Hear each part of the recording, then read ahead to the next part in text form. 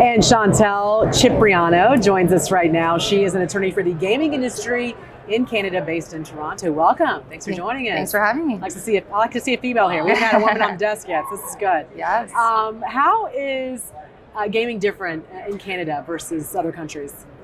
Sure. So gaming in Canada, the laws relating to betting and gaming in Canada are legislated under our federal criminal code, and they're regulated by our province. So that means they're conducted and managed by our province. So in essence, what that really means is that gaming is run by the government in our provinces across Canada. How's that working for Canada? It's restrictive. Yeah. But that's sort of the way it's been for a long time. And so what that really means is that we don't have any sort of online competitive gaming regime. We don't have any variety when it comes to operators and offerings, and we don't license private operators. So if you or I wanted to start a gaming website, for example, we don't have the ability to do that. And you can compare that to the UK, which is a jurisdiction that does allow private operators to be licensed, of course, subject to restrictions and certain criteria. So we're a bit restricted. And in addition, we don't offer single event sports betting. That hasn't been legalized. This is so intriguing to me because you really have to trust your government if you're letting the government operate all of this. Yes. Yeah. Has there been a lot of problems as a result of this?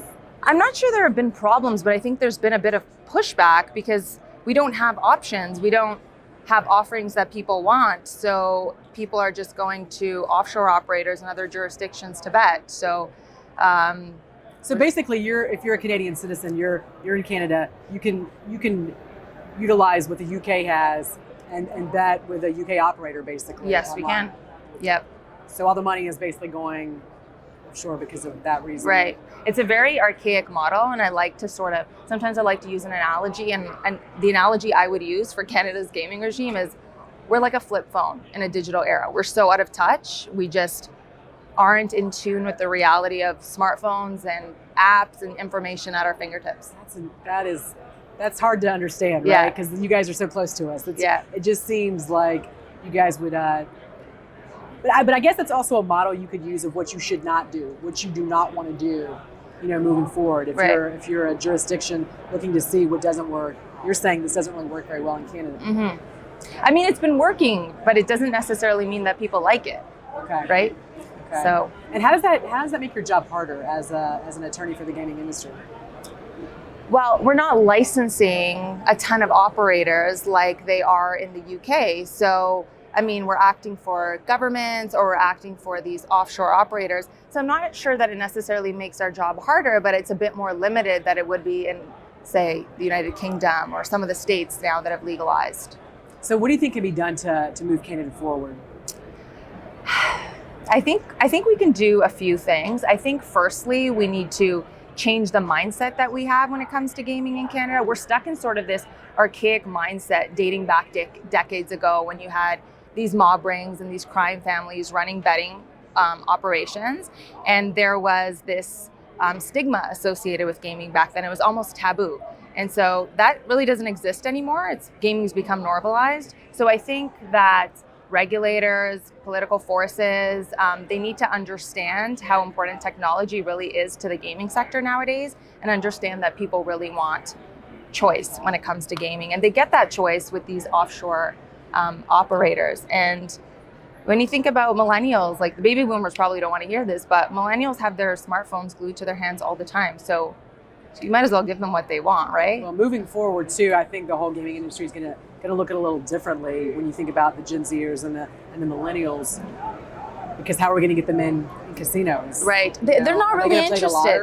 They're not interested in casinos. Yeah. Because if you can't do it on your phone and you have to physically wait in line and wait at the gas station to get a ticket or go to a casino and physically have to go, when you could just do everything that really satisfies sort of that I don't know, I guess itch to play a game or whatnot, you could do it on your phone at home. I think a lot of those people might choose to do such.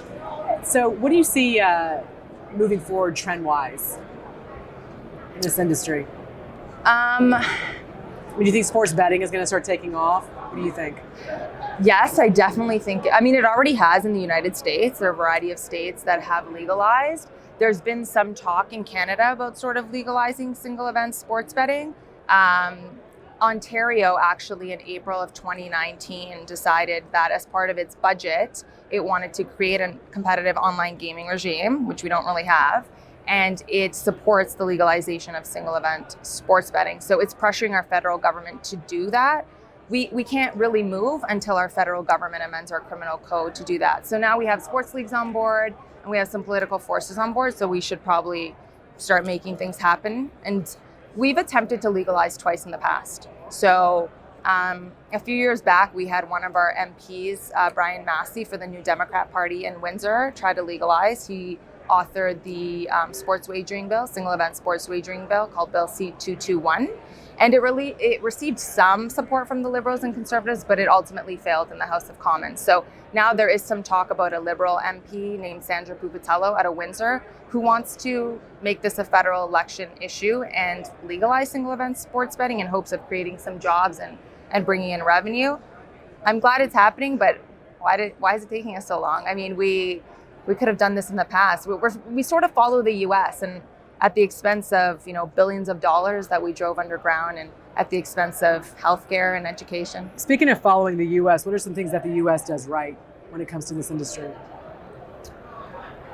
Well, I think the US really understands the need for legalizing single event sports betting and why it's so important. And I think that's why they've moved so quickly now. I mean, PASPA was repealed in May of last year. And so now we have about 14 states in the US that have legalized. So they understand how important choices are to players. And so they're making those moves and they're doing it quickly. They're not stagnant. And I think Canada is a bit stagnant when it comes to. Why do you think single event sports betting is so important? Why is that important moving forward? I just think that it's what people want. Like in Ontario, we play about $500 million a year online, and $110 million of that is just going towards single event sports betting. So it's what players want, it's what consumers want. So you're saying that money could go back to the government. You're saying money could stay back in the country. Right. We can create jobs. We can use the money for healthcare, employment, education, whatever it may be. Why not? As opposed to losing players to these offshore websites. All right. Anything else you want to tell me? No, I think we've covered it all. Here's to hoping that at some point we will follow the U.S. All right, Chantal. Great to have you. Thanks for coming on. Thanks for having me.